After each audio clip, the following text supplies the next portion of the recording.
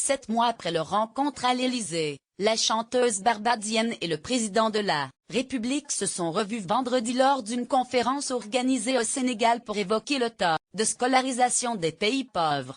Ce cliché va faire le tour du monde, celui où Rihanna s'affiche aux côtés d'Emmanuel Macron.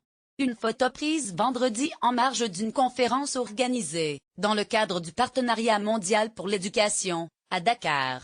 Depuis jeudi, le président de la République est en visite officielle au Sénégal pour soutenir un programme international visant à augmenter le taux de scolarisation des pays pauvres. Engagée pour l'éducation des filles dans le monde, la chanteuse barbadienne était aussi conviée.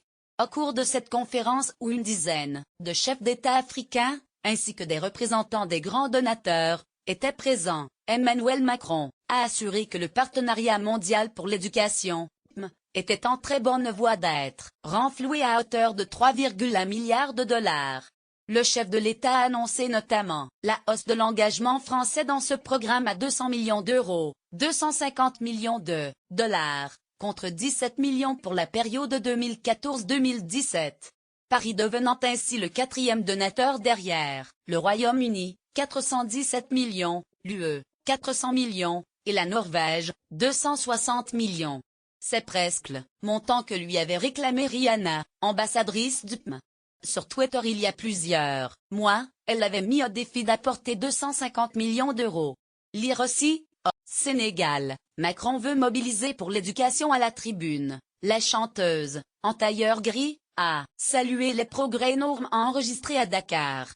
Il s'agit d'un combat pour lequel nous n'arrêterons jamais de nous battre jusqu'à ce que chaque garçon, chaque fille, ait accès à l'éducation, a-t-elle promis, avant de saluer, parfois en les embrassant, les chefs d'État. Quelques minutes plus tard sur Twitter, elle a remercié Emmanuel Macron pour sa présence à cette conférence qu'il co-présidait avec le Sénégal. Des retrouvailles après une première rencontre à l'Élysée il y a 7 mois. La totalité des dons annoncés devrait représenter quelque 2,7 milliards de dollars, mais plusieurs pays se déclareront plus tard, dont l'Allemagne et les Pays-Bas.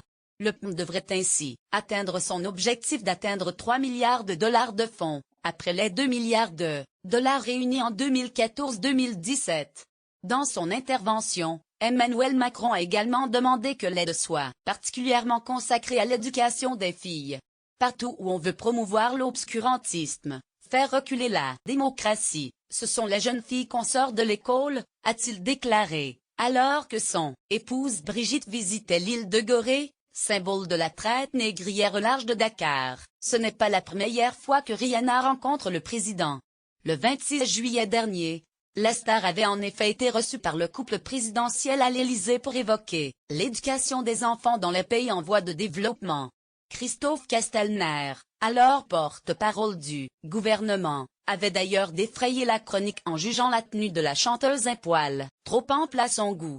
Il s'en était excusé quelques mois plus tard. Lire aussi, le mea culpa mielleux de Christophe Castelner à Rihanna.